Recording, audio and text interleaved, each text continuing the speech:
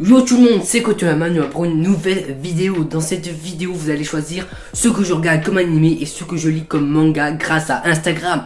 J'ai fait plusieurs sondages et avec ces sondages, vous allez choisir ce que je vais lire ou ce que je vais regarder comme animé ou manga. Let's go! Donc là actuellement il y a à peu près 8h ou 8h30, je sais plus exactement. Et j'avais fait un petit sondage si je regardais One Piece ou Made in Abyss. Mais la majorité ont dit One Piece, même s'il n'y a que 10 votes, parce que c'est le matin, il n'y a pas beaucoup de monde qui sont sur Instagram. Donc on va regarder One Piece tout de suite. Mais avant je tenais juste à préciser que je regarde One Piece Sky et je suis à l'arc, comment ça s'appelle?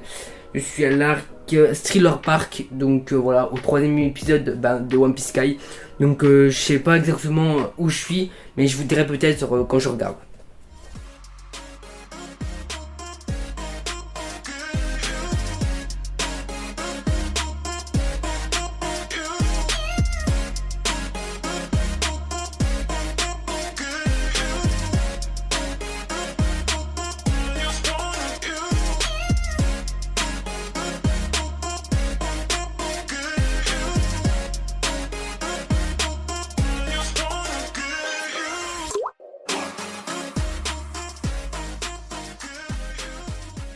Du coup, comme vous avez pu le voir, je viens de terminer le petit épisode de One Piece.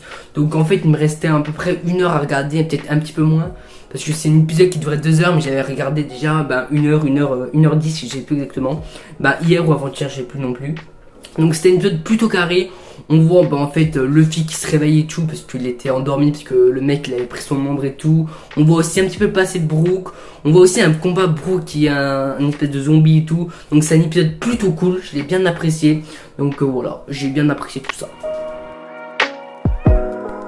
Actuellement il est à peu près 10h et j'ai fait un petit sondage si vous voulez que je lise Shiruan ou Bleach, le tome 3 de Bleach bien évidemment, parce que j'ai déjà vu les autres tomes. Donc vous avez choisi Bleach. Donc faut savoir que ce petit tome là j'ai déjà commencé hier, j'ai lu 2-3 chapitres, mais je pense que je vais le finir avec vous du coup pour cette vidéo.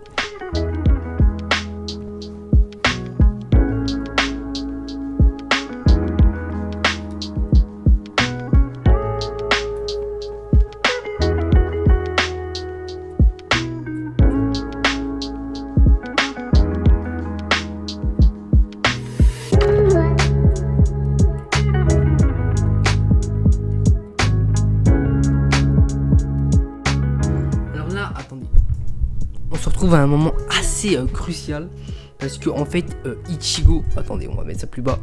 Ichigo en fait il est en train de tuer, il est en train de se combattre contre un démon, alors je sais pas comment ça s'appelle ça, un Halu, je sais pas comment ça se dit, qui a tué sa mère, donc c'est un combat assez important je pense, mais il est plutôt stylé. Donc voilà, j'apprécie pour le moment. Après faut voir comment se situe le combat, mais le combat il est plutôt stylé je trouve.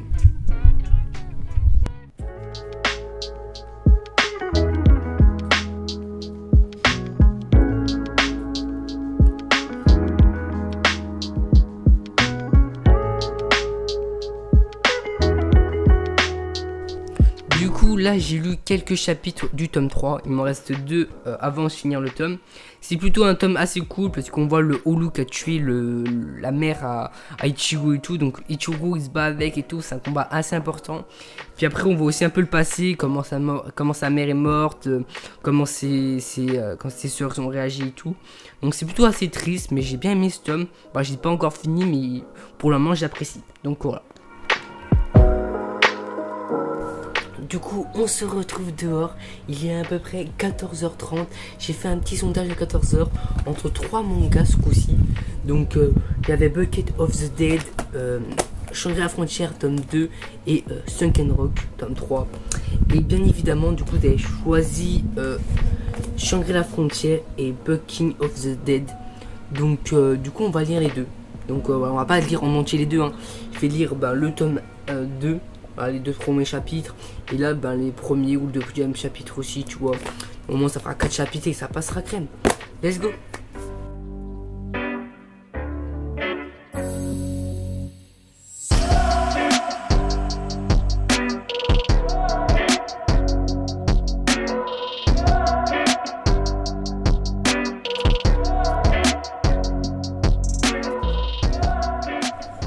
Bon, là j'ai lu les deux petits chapitres, deux premiers chapitres, donc pour le moment j'apprécie.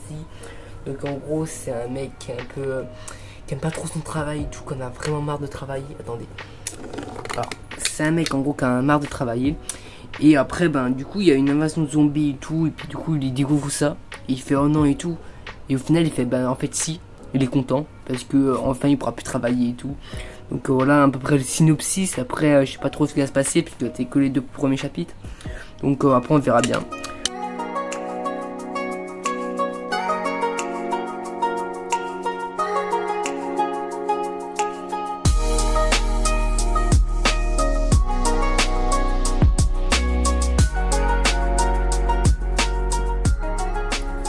Du coup là j'ai terminé les deux premiers chapitres de Shangri-La Frontière.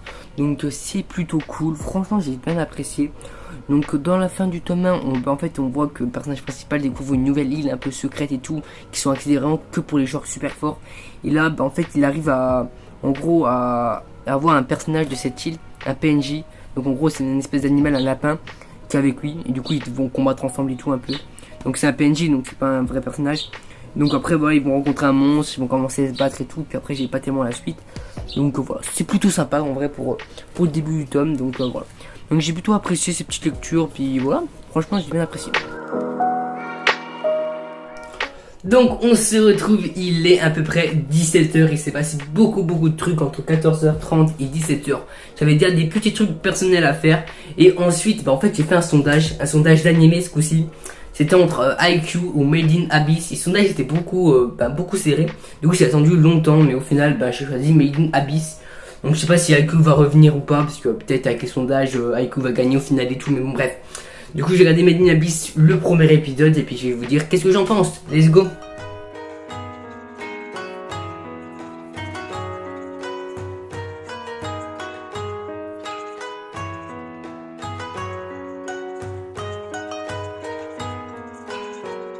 Donc j'ai fait une petite pause pour vous dire en fait ce que j'en pense pour le moment. Franchement pour le moment c'est plutôt stylé. J'aime plutôt l'animation, et c'est une animation assez belle, assez originale. On va faire la rencontre de deux personnages. Je crois que c'est une frère et une sœur. Donc je suis pas sûr parce qu'ils l'ont pas encore dit. Et du coup en fait c'est un univers assez bizarre. En fait ils sont comme dans une énorme crevasse, je sais pas comment on pourrait appeler ça. Et en gros ils essayent de vivre et tout dedans, donc ils vont chercher de la nourriture et tout. Et en fait il y a des monstres aussi, des monstres assez particuliers. Et la fille en fait elle se fait attaquer par, non c'est le mec qui s'est attaqué par un monstre. La fille elle essaie de faire diversion pour que le monstre attaque elle. Du coup le monstre attaque la fille, et en fait il y a un espèce de robot qui tue le monstre, qui le tape, et du coup le monstre il part, et le robot en fait on sait pas c'est qui. Et en fait c'est un robot, en fait il est endormi, donc c'est comme s'il était cassé ou je ne sais quoi. Et du coup là actuellement ils sont en train de l'emmener chez eux ou je sais pas où. Et donc pour moi c'est stylé, c'est assez, je sais pas comment dire, c'est assez, je sais pas, c'est un univers assez particulier, j'apprécie. Et on a eu un peu de musique, un peu de, je crois que c'est l'opening et tout. Et franchement la musique est super belle et tout, elle est un petit peu douce et tout. J'apprécie de ouf. Bref, voilà.